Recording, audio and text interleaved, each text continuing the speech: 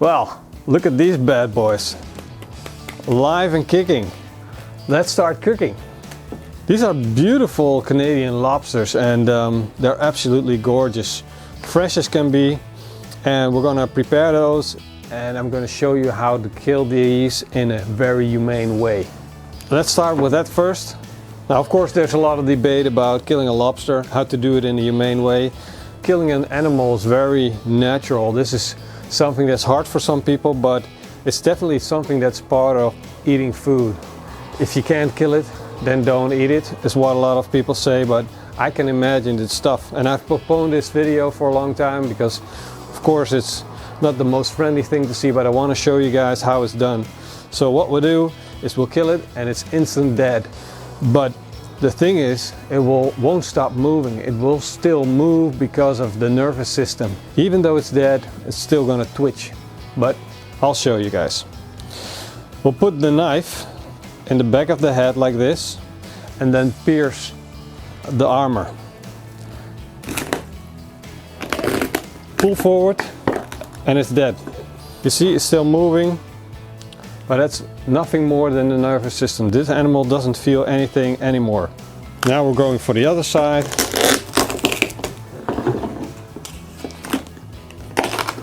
There we go. Look at that beautiful lobster. Plenty of meat in there, and we're gonna make sure this lobster is gonna be a real treat. Now the second one is up. Do the same thing right there. And gone. Turn it around.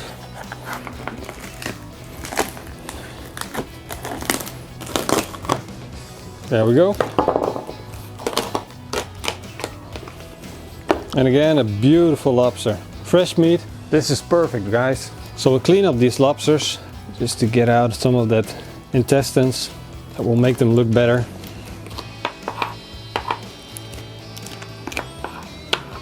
So I got two recipes for you guys. One I came up after seeing Ted Reader do this, and it involves gin, tonic, butter, and lemon and lime. So let's start with that. Very easy. We'll put 2 lemons and 2 limes on a hot heat. I started the barbecue up. I made 2 zones, one direct and one indirect, with a lot of power. So let's start working on our butter. This is 250 grams of butter. I'm gonna add about 100 grams of butter. We'll add a shot of gin, an equal amount of tonic, a bit of salt, and a bit of black pepper. And we'll place this on the fire as well. So look at these lemons and lime go. The idea is that the insides get really warm and soft, and at the same time we're melting the butter. Let's place the lime and lemon a little bit over to a less heat until the butter has fully melted. Now the butter has completely molten or melted, and I got my syringe here. We're gonna soak up all this butter. Yeah. And we're gonna inject the lime with our butter. Now it's time for our lobster to go on, but before we do that, we're gonna take off these rubber bands to make sure they don't burn. Also, we're gonna just open up one of their claws. On this one, we're gonna just do a little bit of olive oil, just to make sure it doesn't stick to the grill, and place it meat side down first. There we go. The other one as well. Meat side down first. Making sure we get a nice little char on the meat, just for a minute or so. The lobster is still twitching because it's so fresh. It's not because it's still alive. That is just involuntary sinew movement. Move it around. Yes, we got a nice bit of char here. And now it's time to do our magic trick. Getting our lime and lemon off. Wait just a second for the lime to cool down a little bit. Then we'll cut it open. Put it in a paper towel so we're sure we're not burning ourselves. Then from a high, put a little pressure on the lemon, just a little bit, so you can aim it, and the butter and the gin and tonic will come out and flavor your lobster. This is how you get gin and tonic lobster, guys. A little bit of salt. Just let this big claw cook just a little bit more.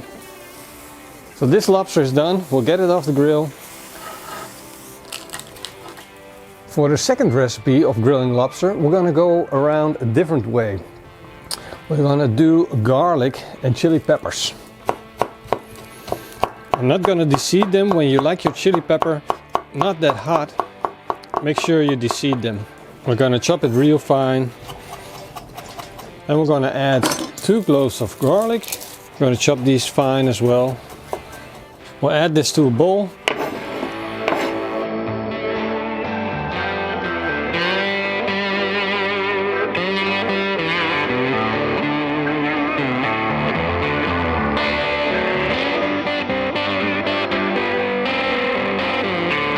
So we stuffed the lobster with our butter, put it on the grill with the meat side up, a little lower temperature on the grill this time, and we'll wait for the lobster to heat up and the butter to melt, and then we'll flip it around for a last bit of grilling.